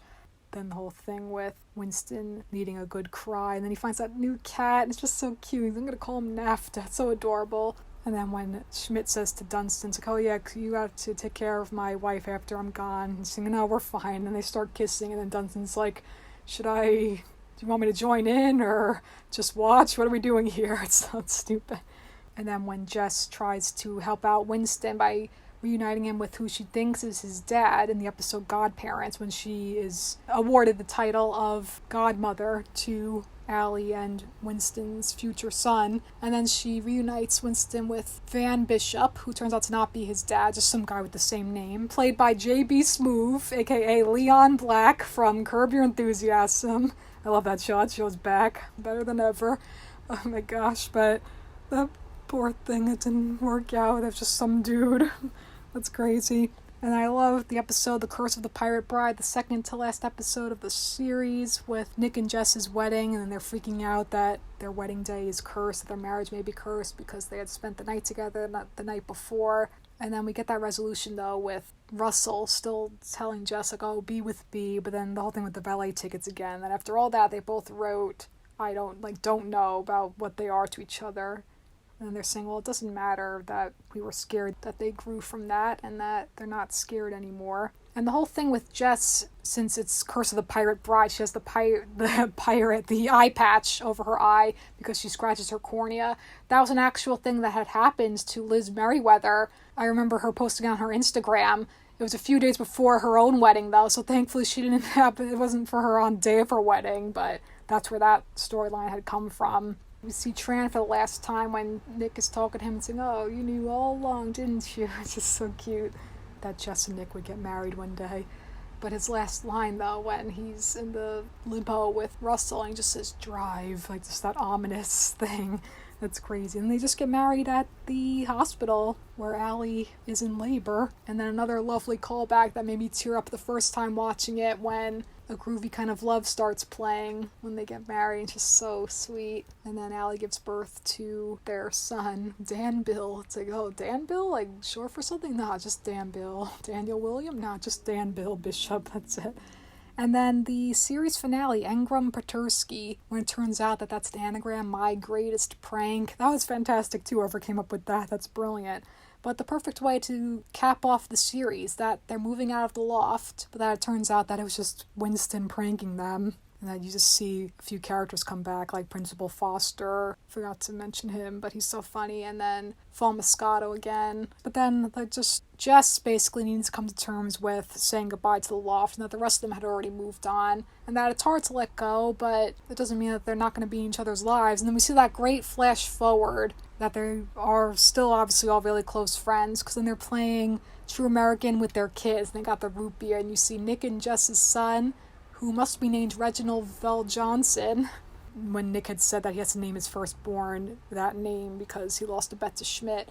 So I'm sure that that's their son's name. But you just see them all playing True American. You see an older Ruth, and then you see that Schmidt and Cece had another child, a son named Moses. And then you see that Winston and Allie had more children. So just all them playing True American. And then say, oh, drink your root beer. It's so cute. Because then in the present, then they're playing True American one last time. And then they're all standing on that box and saying, should we go? It's like, are you ready? Yeah, let's go. And they all just stand. They don't move. And that's like an homage to Waiting for Godot by Samuel Beckett with, shall we go? Yes, let's go. And then they don't move. It's just like them saying goodbye. And that reminds me also they're injured when they're saying, oh, we should go. When they're on the beach and they just stay. But they all just say goodbye and they find out it was just a prank. It's like, oh, too big, way too big, and then just saying, oh, I think it was just right. And the whole thing, though, with Schmidt with the foot cream, being offended that Nick didn't like it, and he's saying, well, he never said he loved me. He said, well, I'll say it now, I love you, man. But even though he did say he loves him, Nick, he said it on the wedding day to Schmidt. It's like, I love you, man, like when he gave his best man speech. And then he also said it in season 6 when he was helping him with the house, saying, I love you, but... And then he said it before, like, I love all you guys, so whatever. So that was kind of a little redundant, but it was cute. And then it was cute, too, at the end when they're going to move. And then as they're walking away, and then you just hear Winston saying, hey, what's up, guys? To, like, these new people that are just walking by, and they're kind of younger versions of them. So, like, a passing of the torch, in a way, just this new generation. So they're all moving on, officially, to the next phase in their lives. So the perfect way to end it. And they've had the time of their lives. So I love the humor in the show, all the heartwarming moments, that's that lovely balance, how they're all just still going to be friends and very involved in each other's lives, clearly, even though they're not all living in the loft anymore. And with all of that being said, I have a new girl story to share. This is called Again, and to put it into context, I wrote this after the season 4 finale, so there are references to that episode in particular, to the Clean Break episode. So, here we go. Without further ado, it's story time.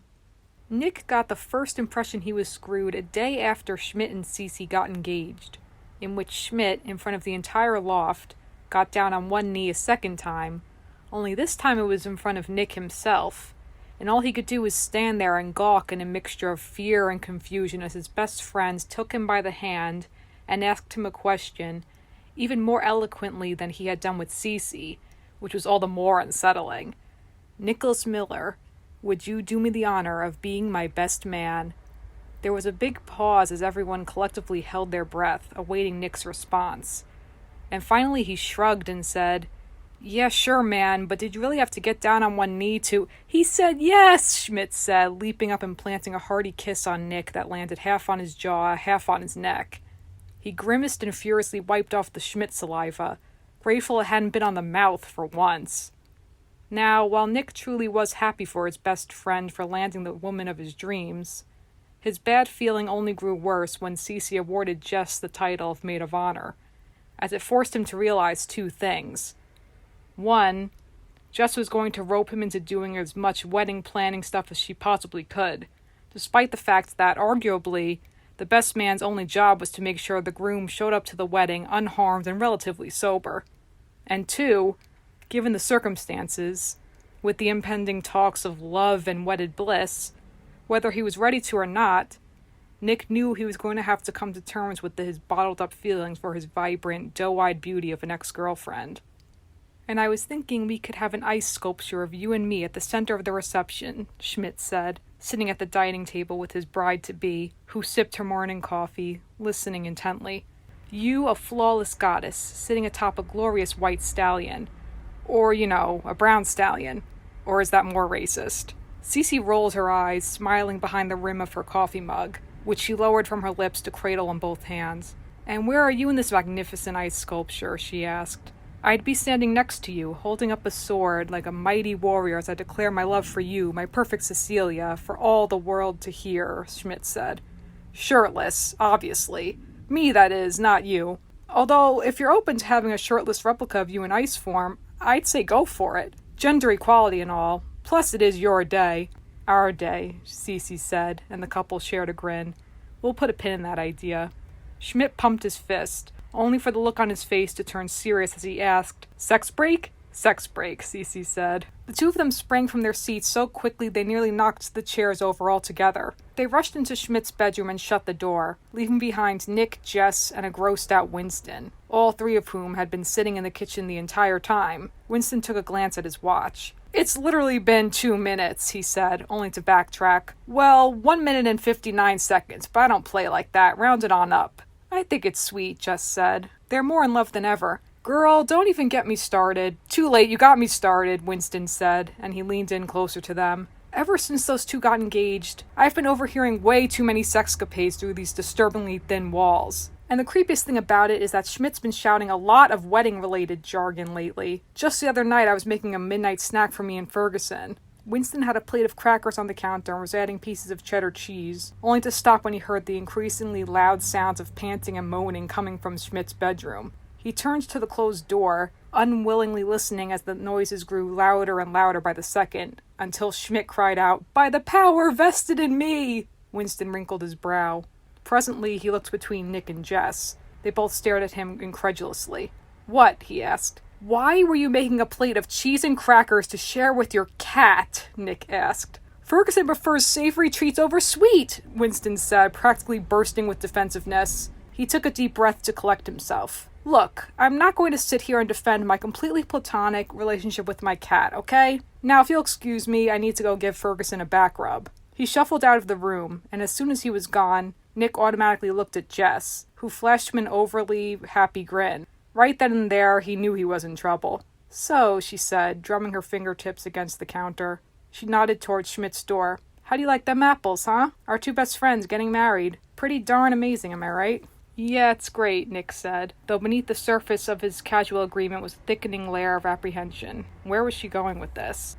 "Cece and Schmidt getting hitched," Jess said. "Tying the knot." She paused, humming softly. I've never been particularly fond of that expression, tying the knot. How are knots even remotely romantic? It should be something cuter, like tie the bow, or the shoelace. She paused again, as though contemplating that very idea, only to slap the counter. "Well," she said, lifting a hand and pointing back and forth between the two of them. "It's you and me, Mr. Best Man. I hope you're ready." "Nope." "Yup," Nick said. "Totally." "You and me," she repeated. There was a bit more weight to it this time. Silence filled the room as they held eye contact, at which point Nick suddenly felt weird things happening in his stomach, and he knew it wasn't indigestion. Quite the opposite, in fact. His stomach twisted in knots, or whatever, bows, since apparently Jess didn't like knots, and he wondered if it was even normal for a grown man to still get butterflies, from his ex-girlfriend/friend/roommate, no less. Jess's face softened as she dropped her gaze and timidly pushed up her glasses with her index finger, leading to an onslaught of questions to swirl through Nick's mind. What is happening? Are we having a moment? Should I say something to her? I should say something to her. That's how conversations work. So... Jess glanced back up at him, but unfortunately for Nick, his mind went blank. He fished around for something to say, but he couldn't hook anything. As the silence between them lengthened, the idea of spontaneously panic moonwalking out of the room grew increasingly appealing to him. That is, until Schmidt screamed from behind his bedroom door, "Till death do us part!" "Okay," Jess said, getting up and making a beeline for her room. "I need to get dressed." "Yeah, and I need to shower at some point," Nick said, holding up a hand. "See ya." "Wouldn't want to be ya," Jess called out. After her door shut, Nick dropped his hand with a heavy sigh. He was in for a rough ride indeed. "Ooh, a waffle maker. How sweet of you, madame," Jess said in some unidentifiable foreign accent, picking up the box to examine its contents. Nick had his hands stuffed in his pockets as he trailed behind her, the fluorescent lights annoying him and the cooking appliances making him hungry. "This is literally the worst thing ever, Jess. And that's including death. And square dancing." He was admittedly crankier than usual, as he'd been having a perfectly lovely mid-Saturday morning nap when Jess had dragged him out of bed and made him get into her car with her, all the while being suspiciously coy about where she'd be taking them. He'd pointed out that this was blatant kidnapping, yet she was anything but apologetic. She maintained her silence and avoided his questions by blasting pop music the entire way there, until she pulled into a parking lot and he was able to see for himself that she was taking him to go shopping for kitchenware. Now just set the box down and darted up to a display of steak knives. "Aw, come on, Miller. Why don't you give that grumpy default setting of yours a break for once? You're my personal shopping sidekick." "That's not a thing," Nick said. "I need to get Schmidt and Cece the perfect engagement present," Jess said, running her fingers over the handles of the steak knives. He was pretty sure she wasn't allowed to be touching the merchandise like that, but then who was he to stop her? "Why can't you just give them money like a normal person?" Nick asked. "Stick some cash in a fancy card, draw a smiley face on the envelope, and you're good to go. They'll love it, trust me." "I can't do that," Jess said, sounding genuinely appalled. "Two of my favorite people in the whole wide world are getting married. How impersonal would it be if I gave them a check for $253, that's a weirdly specific amount, and wrote an unsentimental message like, 'Congrats, you two crazy lovebirds. Can't wait for the big day. Hooray, commitment.' Where's the fun in that?" Nick sighed, dropping his head and shaking it. When he snapped back up, he made a decision. If it was important to her, it was important to him. "You're right," he said. "I'll help you pick out the perfect gift." Jess smiled, a soft, sincere grin, and the corner of Nick's mouth involuntarily turned up in a half smirk. Out of nowhere, she picked up a spatula and threw her voice forward in a British accent. "Why, thank you ever so much, Nicholas Miller. Fancy a crumpet?" She suddenly stopped, a forlorn look forming on her face as she glanced down at the spatula and said wistfully, "Ryan." Nick's heart clenched at the sound of her ex-boyfriend's name, a pang of sympathy. He watched Jess, noting the sad look in her eyes. Before he could stop to think about what he was doing, he found himself asking, "Hey, do you think if Ryan hadn't moved to England, you two would still be together?" Jess's baby blues flashed up to him, big and serious. After a moment, she shrugged and returned the spatula to where she found it. "I don't know," she said. "I've never really thought about it. Honestly, I don't think it even matters, since I doubt he was the one anyway. I mean, he was an amazing guy and all, but he wasn't." She trailed off, staring at him with a new, profound intensity, as if her eyes were saying what she didn't dare say aloud. Nick cleared his throat and rubbed a hand over the back of his neck. "Yeah," he said, dropping his hand. "I hear ya. I'm sorry." As to what he was apologizing for exactly, he wasn't entirely sure. All he knew was that Jess was frowning now, and he needed to break the weird tension between them. So he picked up a whisk and did his best Australian accent as he said, "Good day, Jessica. Let's whip up some eggs, mate." Jess blinked, then cracked a large, beautiful smile at him, and Nick's heart swelled with relief, even as she said, "That's a terrible Australian accent." "It is spot on," he said with absolute confidence, and he raised the whisk once more. "Crikey!" Jess broke out into a chuckle, and Nick couldn't help but join her. things were back to normal again. "Woo, post-engagement party shots," Cece said, drunk and giddy. The 5 of them, all dressed in their formal party attire, raised their glasses and clinked them together. They downed their drinks, each one pulling a face as the liquor burned down their throats. Cece threw a slender arm around Jess and pressed their faces together. "I love my best friend," she said, "and I especially love this gift you bought us. Schmidt and I are going to make tons of bread with it." "Seriously," Schmidt said, "I plan on going all out with that baby. I'm talking all kinds of bread. Whole wheat, banana nut, sourdough, and of course the most erotic of all the breads, pumpernickel." Cece giggled, releasing Jess and slipping into his arms. "You're so sexy when you talk about bread," she said against his lips. They were making out a second later, limbs tangling in a passionate embrace as they staggered off into Schmidt's bedroom. They were gone for the night. "All this talk about bread is making me hungry," Winston said. "Time to whip up a quick post-party sandwich. Meat and cheese and light mayo, now that's what I'm talking about." As Winston headed for the fridge and pulled open the door, Nick and Jess glanced at each other, both a little tipsy themselves. Jess stood there a bit unsteadily, hands on her hips, looking gorgeous as ever in a form-fitting pink dress. As to what shade of pink it was exactly, Nick had no clue. Magenta? Fuchsia? Tickle me pink? No, wait, that last one was a crayon. "Well," Jess said, "this lady's going to call it a night. Till tomorrow, gentlemen." She tipped an invisible hat and turned away, stumbling once as she walked off to her room in her black high heels. Nick watched her retreating form, somehow entranced, only for the sound of Winston's voice to permanently break his daze. "Dangerous territory." "Excuse me?" Nick asked. Winston's head popped from the fridge. "You really think I don't see the 2 of you making googly eyes at each other just now? Gotta say, I'm disappointed in you, man. You ought to know by now that your pal Winnie the Bish has got eyes in the back of his head." "What are you talking about?" Nick asked. "Googly eyes? That's ridiculous. We weren't." He struggled for words, mostly because he wasn't even sure what he was actually trying to say. Winston simply raised an eyebrow at him, clearly amused by how painfully flustered he was becoming. Finally, Nick pulled himself together and said, "No, you're wrong. Jess and I came to an agreement and we're sticking to it. Clean break. That's that." "If you say so," Winston said, returning to the fridge. Nick scrunched up his face in a look of utter annoyance. "I saw that," Winston said. This time Nick ignored him and simply walked away. As he strolled into his bedroom, he loosened the tie from his neck. He could hear the sound of clicking footsteps approaching, and he jumped when he felt someone at his side, none other than Jess. "Geez, what the hell? What did we say about knocking?" "I know, I'm sorry, Her face pinched in distress as she pulled at the back of her dress. "I've got a zipper situation going on back here, and Cece's currently preoccupied, so..." She turned around. "Would you mind helping a girl out?" "Yeah, sure," Nick said. He let go of his tie and pulled back her massive dark hair like a curtain. The gold zipper on her dress dangled enticingly as he grabbed it and unzipped it for her, exposing more of her smooth, milky white skin, as well as the back of a lacy blue bra he instantly recognized. When he let go, Jess turned around to face him again, her face dangerously close to his. "Thank you," she said. He involuntarily swallowed, feeling really warm all of a sudden, and he knew for a fact the flash of body heat had absolutely nothing to do with the alcohol swimming through his bloodstream. "I've been meaning to tell you," Jess said, voice low and husky. "You looked really handsome tonight. I like you in a suit." She gently grasped his tie, gliding her hand down the length of the fabric, and his breath hitched. What was happening? "You're standing really close to me, Jess," he said breathlessly. "Ooh, guilty as charged," she said in a sultry tone, mimicking a call girl. Her free hand came up to grasp his shoulder. She exhaled seductively, her breath grazing his lips. Right at that moment, Nick realized Winston was right. This was some severely dangerous territory. The next thing he knew, she tugged him forward and planted her lips against his own.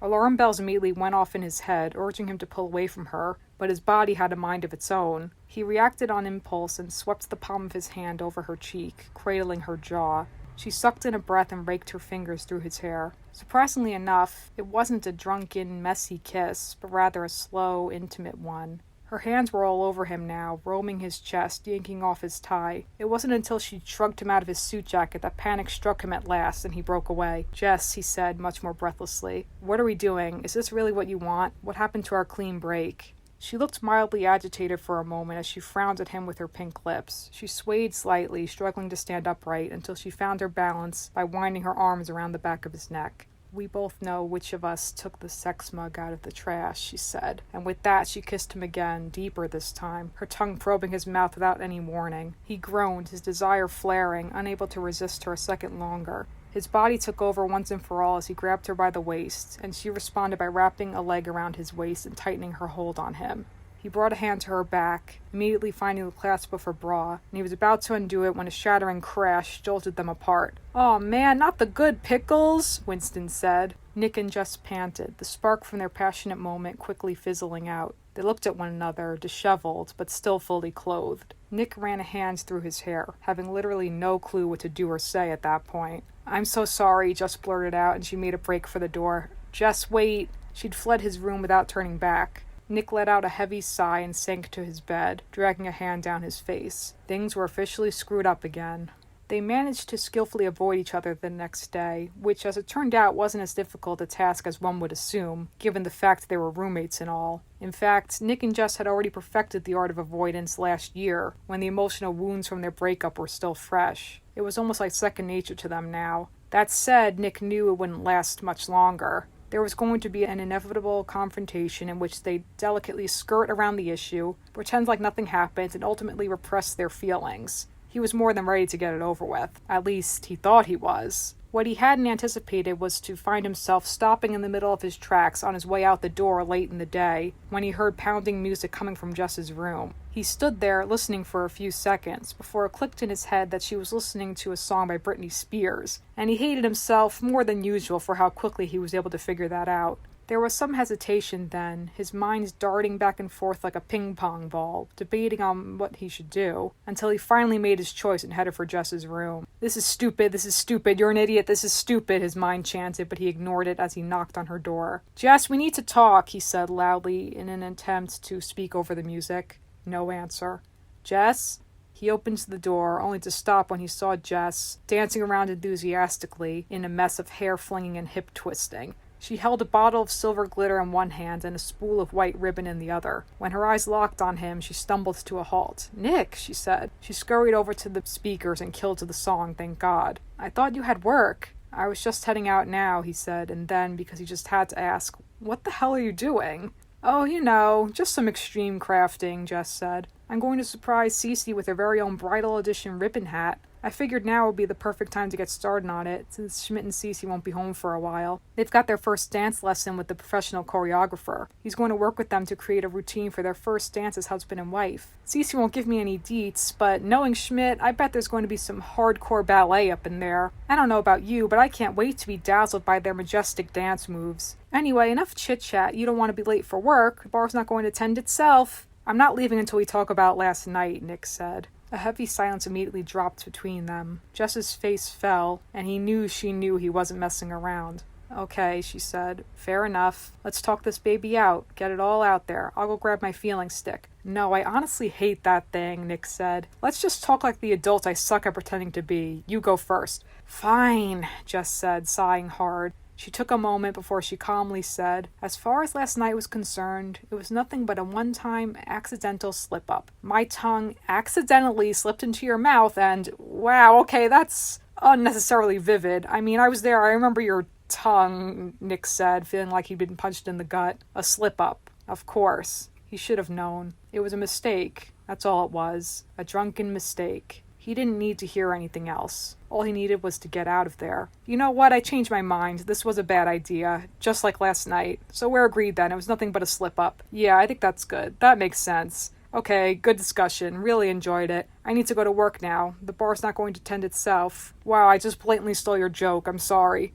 "Nick, wait," Jess said, but this time he was the one out the door without turning back. Nick's body ached with exhaustion when he returned home from work in the wee hours of the night. He was ready to go straight to bed, but he stopped when he caught sight of Jess, sprawled out on the couch. "Jess?" He walked up to her and gently nudged her shoulder. "Hey, Jess, wake up."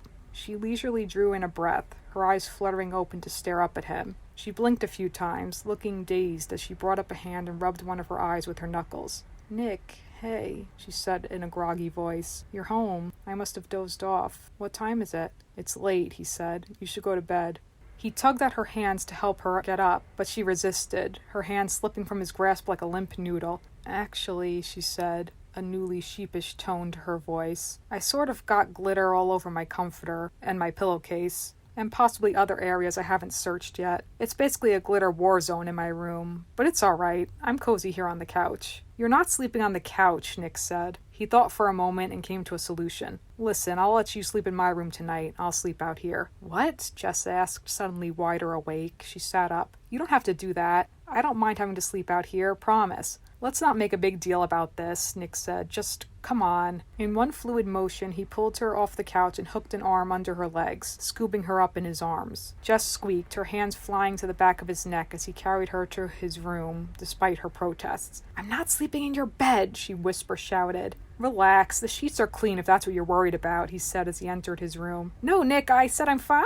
He deposited her on his bed, but she sprang up and dodged every one of his movements as he tried to pull the covers over her, the two of them speaking over one another the whole time. Get under the covers, Jess. No, you can't make me. Would you quit moving and just let me— Nick! The abrasiveness in her voice was so unexpected that he immediately stopped and met her heated gaze. Her chest heaved with a hard exhale. He waited for her to say something, but she didn't say anything at first. She simply grabbed his sheets and flung them down. Get in. What? Nick said. No, I said I'll sleep on the— Get in your own damn bed, Miller. He complied, climbing into his bed and sliding in beside her. After she drew the covers over them, she fluffed up his pillow and promptly dropped her head into it. For a while, there was nothing but tense silence between the two of them as they lay there in his bed, neither one moving. Nick looked over at Jess, whose back was to him, and finally he turned away as well. Hey, Nick. Nick turned back to find Jess staring at him. I know it was dumb, she said, but I don't regret kissing you last night.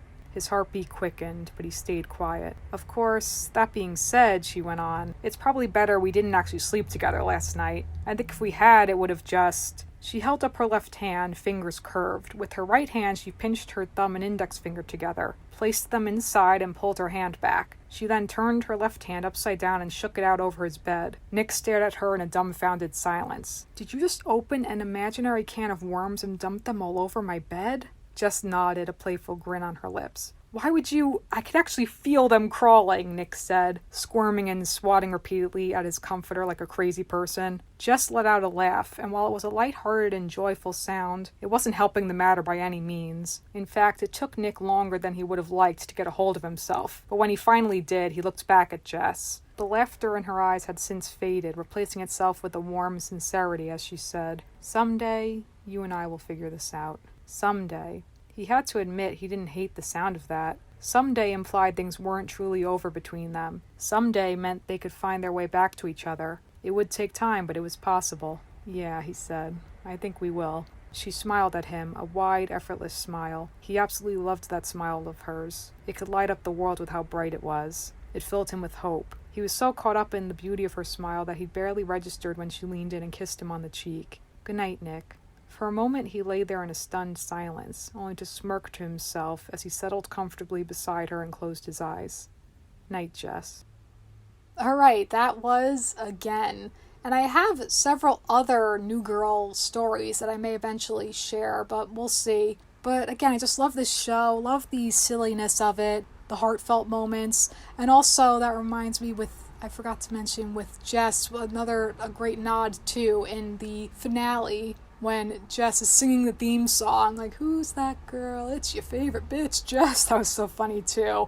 But I loved seeing them all grow and that helping you realize to embrace your weirdness, that it's okay if you don't have it all figured out right now. The important thing is to keep trying and finding your passion, and even with these people that are way too close of friends, helping each other out, having each other's backs no matter what, that they all love each other. And damn it, I can't find my driving moccasins anywhere.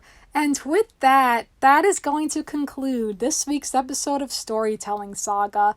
You can follow the podcast on Facebook and Instagram at Storytelling Saga, as well as on Twitter at Storytell Saga. You can also send me any questions, comments, or writing prompts by leaving me a message in the contact section of storytellingsaga.com or by sending me an email at storytellingsaga@gmail.com. Next week, how about a bonus episode? Tune in on Leap Day, in which I will be sharing a brand new short story I wrote. Until then, thank you for listening, and remember, write what you love.